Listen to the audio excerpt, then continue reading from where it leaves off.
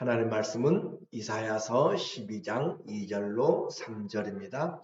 보라, 하나님은 나의 구원이시라. 내가 신뢰하고 두려움이 없으리니 주 여호와는 나의 힘이시며 나의 노래시며 나의 구원이심이라. 그러므로 너희가 기쁨으로 구원의 우물들에서 물을 기르리로다. 아멘. 여호와는 나의 구원 14번째로 구원의 찬양대라는 주제로 말씀을 같이 나누겠습니다. 메시아의 왕국은 하나님의 나라를 우리에게 이야기해요. 그래서 로마서 14장 17절에 되는 것처럼 하나님의 나라는 먹고 마시는 것이 아니라 성령 안에서 의와 평강과 희락이라 라고 그렇게 이야기합니다. 그와 같이 주 예수께서 다스리시는 그의 나라는 의와 평강과 기쁨이 있는 그의 나라인 것을 우리에게 말씀해주고 모든 관계가 회복되고 동물과 동물이 또 자연계가 그리고 하나님과 사람과 동물의 모든 관계가 회복될 뿐만 아니라 열방이 하나님께 돌아와서 주님께 경배하는 그 모습으로 우리에게 다가옵니다. 그리고 주님을 경배하는 것이 큰 기쁨이다 라고 이야기해요. 주님을 예배드리는 것이 기쁨이다. 우리의 기쁨이 세상에서 돈 버는 것과 또 즐거움, 그것은 잠시고 진정한 기쁨은 우리 영안의 기쁨이고 예수께서 성령으로 기뻐하신 것처럼 이 세상을 바라볼 때 기뻐할 것이 없습니다. 그 기쁨도 잠시요. 그러나 주님이 주시는 기쁨은 항상 기뻐하는 것이죠. 항상 주 안에서 있으면 우리는 기뻐할 수가 있고 모든 걱정과 염려들이 우리를 둘러친다 할지라도 주 안에 있으면 담대하게 됩니다. 그래서 주의 인자가 생명보다 더 나음을 알게 되고 예배드릴 때 우리의 모든 걱정과 근심을 주님께 맡기고 주님 앞에 이스라엘 백성들이 경배하러 예배드리러 성전에 모일 때 하나님이 모든 지경의 걱정들을 또 적들을 주님이 잠잠케 하시고 은혜를 주신 것을 알게 됩니다. 예배는 그 무엇보다 강한 영적인 전쟁에서의 승리입니다. 우리를 둘러싸고 있는 모든 것들로부터 자유함을 누리게 되고 그래서 예배의 즐거움이 우리 모두에게 회복되는 것, 그것이 우리가 이 땅에서 하나님의 나라를 만들어 나가는 거죠.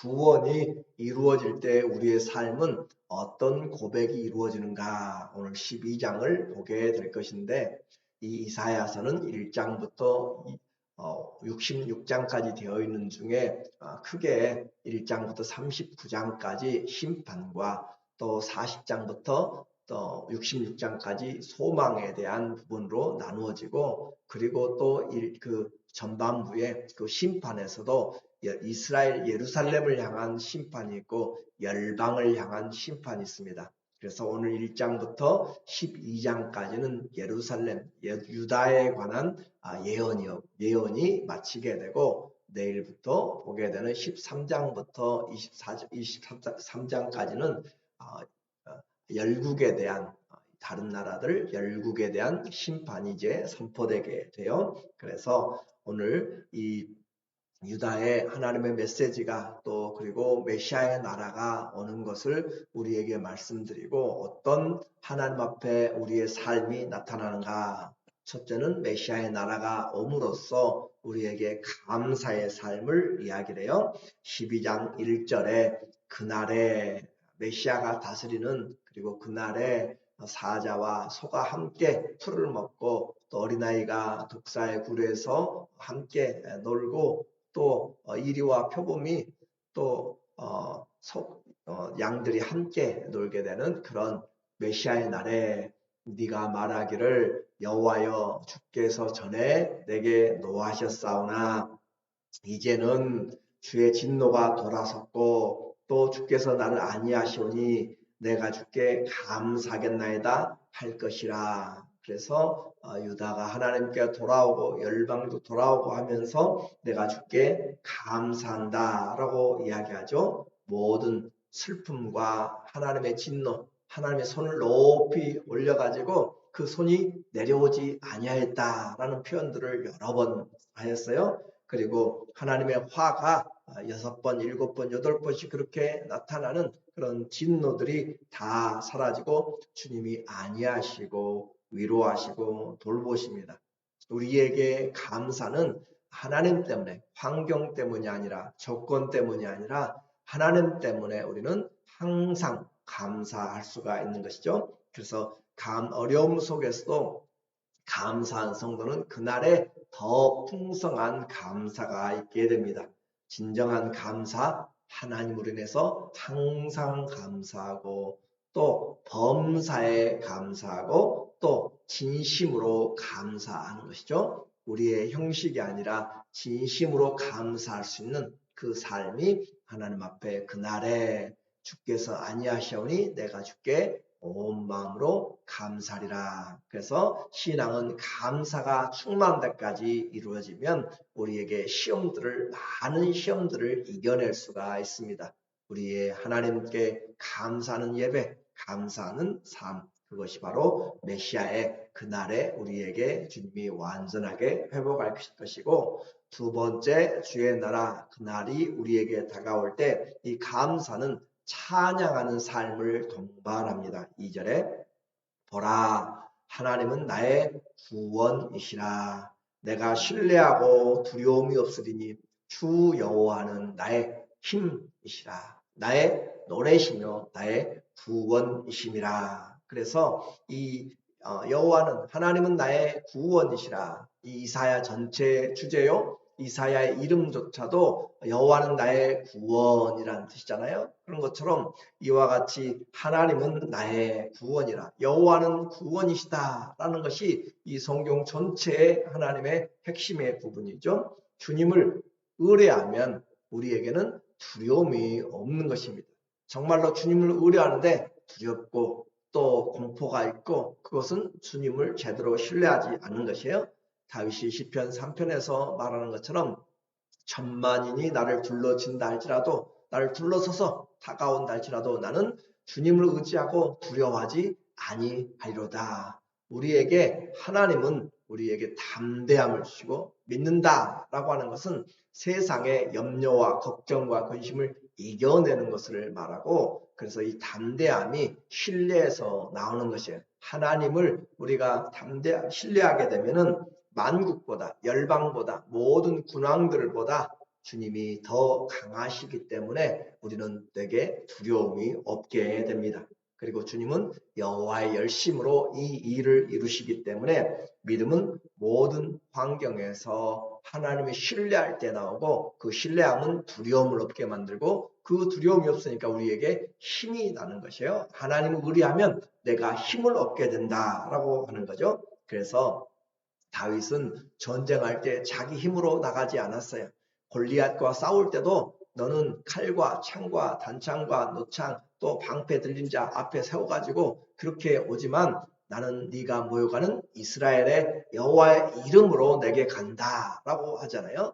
물맷돌로 하지만 그러나 정말로 그가 가는 것은 하나님의 이름으로, 네가 모여가는 이스라엘의 하나님 만군의 여호와의 이름으로 내가 간다. 하나님이 그에게 힘이 되었고, 또 싸울 때 내가 주님을 의뢰하고 내가 성벽을 뛰어넘어가고 주님을 의뢰하고 내가 노타를 당기는 다윗의 고백을 보게 됩니다. 사무엘 하 22장 30절에 내가 주를 의뢰하고, 하나님을 의뢰한 자는 담대하다고 했어요. 담대하니까 그가 주님을 의지하고 적진 얼마나 많은 사람, 전쟁터는 언제 화살이 어떻게 올지, 언제 창이 어떻게 날아올지, 언제 어떻게 칼이 들어올지는 알지 못하는 것이에요. 그렇죠? 그런데 그런 적진을 달려가면서 싸울 수 있는 것은 바로 하나님께서 그와 함께 하시고 힘이 되셨기 때문에, 내가 하나님을 의지하고 성벽을 뛰어넘나이다.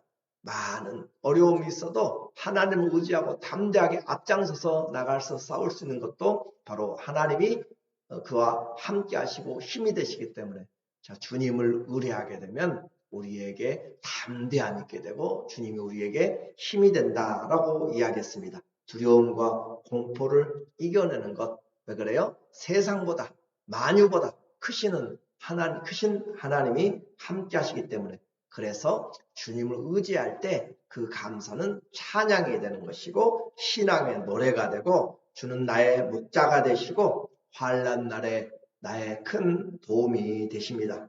주 밖에는 나를 도울 자가 없고 그래서 주님을 향한 믿음의 찬양 또 주님을 향한 신뢰의 찬양 감사의 찬양이 입술에서 떠나지 않는 것이에요. 그래서 2절에 있는 것처럼 오늘 다시 보라 하나님은 나의 구원이시라.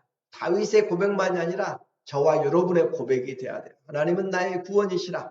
내가 신뢰하고 두려움이 없으리니 오늘도 얼마나 두려움이 있고 북한과 한국에 또 우크라이나 러시아에 또 세상에 경제적으로 영적으로 얼마나 많은 두려움이 있고 또 연말이 다가오면서 어떻게 우리의 삶을 또 살아가야 될지 걱정과 근심이 많은 세상에서 나는 하나님은 나의 구원이시라. 내가 신뢰하고 두려움 없으리니 주 여호와는 나의 힘이 되시고 우리가 먹어서 힘도 나지만 그러나 하나님이 나의 힘이 되고 정말 하나님으로 나의 힘을 삼는 자는 세상을 두려워하지 아니하고 어떤 어려움도 이겨내게 되고 그래서 하나님으로 힘을 삼다.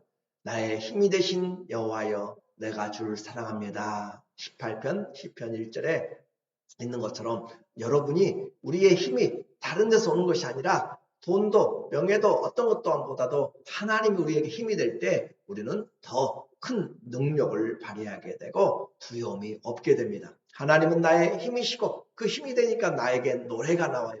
내가 하나님을 노래 부르지 않고는 견딜 수 없는 여러분에게 기쁨이 있으면 내게 기쁨이 있으면 입을 벌려서 찬양하고 싶고 노래하고 싶고 하나님은 나의 노래가 되세요. 세상의 유행가가 아니라 하나님의 노래 남의 사연들이 아니고 남의 이야기가 아니고 나의 노래가 되고 그리고 나의 구원 되신다. 하나님이 나의 구원 되셨다고 자녀들하고 통화할 때도 친구하고 통화할 때도 다른 분하고 같이 대화할 때도 하나님이 나의 구원 되셨다고 하나님의 은혜로 내가 오늘 이 자리에 있다고 그렇게 표현할 수 있는 것. 그래서 하나님을 의뢰할 때 이사야의 고백이나 다윗의 고백만이 아닌 우리의 고백 주 여호와는 나의 힘이십니다. 나의 노래십니다. 이렇게 할 때 주님의 구원이 점점 풍성해지는 거죠. 나의 힘이 되니까 모든 것은 다 마음먹기에 달렸다고 이야기하잖아요. 그렇죠? 세상의 불교에서도 원효대사도 중국으로 도를 닦으러 가다가 그 회보를 마시고 도를 깨달았다고 하는 것처럼 우리의 마음이 우리에게 그 목말라 가지고 밤에 먹었는데 아침에 보니까 그게 그 해골 안에는 물이었어요. 그렇게 달았는데 아침에 보니까 역겨운 것이죠. 그래서 마음이 문제인 것처럼 오늘의 이 우리의 신앙조차도 하나님 앞에 우리의 믿음으로 그래서 하나님의 구원이 이루어질 때 우리에게 기쁨이 넘치게 되는 것은 바로 주 하나님을 믿음으로 바라볼 때 3절에 더 큰 하나님의 은혜가 나와요. 그러므로 너희가 기쁨으로 구원의 우물들에서 물을 기르려다. 이것은 그들이 장막절, 초막절이라고도 이야기하죠. 초막절의 마지막 날에 기온샘에서 물을 떠다가 제단에 부으면서 그들이 하나님의 이른비가 오기를 그렇게 기도하면서 하는 그 행사를 이야기합니다. 성전에 제단에 물을 붓는 행사를 통하여서 이 실로암에 물 붓는 행사죠. 그렇게 해서 하는 것을 통하여 우리의 구원의 우물들에서 물을 기르려다. 구원의 우물들. 우리가 하나님 앞에서 이 세상은 우리에게 구원이 필요해요. 우리 내 성격에서도 구원이 필요하고 관계에서도 구원이 필요하고 또 환경에서도 구원이 필요하고 모든 환경에서 우리는 구원이 필요한데 그 구원이 어디서 나오는가? 하나님이 우리의 구원이기 때문에 우리가 기도함으로 구원의 깊은 우물물에서 우리에게 시원한 하나님의 구원이 우리에게 오게 되고 그래서 기쁨으로 우리는 언제든지 찾아가서 하나님께 나가서 무엇이든지 구하면 주님이 우리에게 주시리라. 구원의 우물 하나님 안에서 우리는 각양의 구원의 풍성한 은혜를 우리는 생명을 얻되 풍성히 얻게 되는 거죠. 누구든지 구원을 얻기 원하는 자는 내게로 와서 마시라. 주님 우리에게 구원의 우물에서 기쁨의 물을 구원을 얻을 수가 있습니다. 오늘도 우리의 구원 되신 주님을 찬양하는 감사가 있고 그 감사는 찬양을 만들어내고 그리고 이제 그 하나님 앞에 메시아의 나라에 우리가 하나님 앞에 감사를 찬양을 증거하는 삶을 살게 되는 거죠. 4절에 보니까 우리의 찬양과 우리의 구원의 기쁨은 하나님의 선하심을 증거하는 시간입니다. 그날에 너희가 또 말하기를 여호와께 감사라. 그의 이름을 부르며 그의 행하심을 만국 중에 선포하며 그의 이름이 높다 하라. 나만 하나님의 은혜로 있는 것이 아니라 우리에게 주신 하나님의 구원의 우물들에서 다른 사람도 구원을 얻고 그렇게 하도록 하면서 여호와께 감사하면서 그의 이름을 부르면서 주님이 이렇게 하셨습니다. 주님이 행하신 일들을 우리는 만국 중에서 선포한다라고 이야기하죠.